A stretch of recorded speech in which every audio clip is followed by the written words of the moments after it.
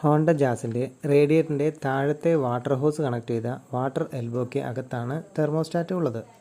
2 bolt remove ചെയ്തതിന് ശേഷം water elbow അഴിച്ചു മാറ്റുക.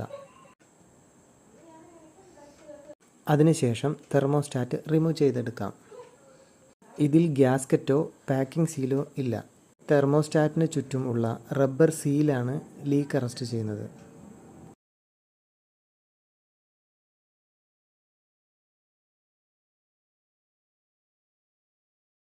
പുതിയ തെർമോസ്റ്റാറ്റ് ചൂടുവെള്ളത്തിലിട്ട് വർക്ക് ചെയ്യുന്നുണ്ടോ എന്ന് ചെക്ക് ചെയ്യാം.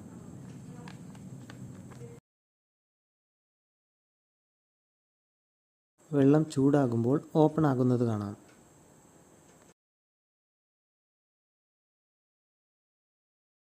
വെള്ളം തിളയ്ക്കുന്നതിന് മുമ്പ് തന്നെ ഓപ്പണായി തുടങ്ങണം.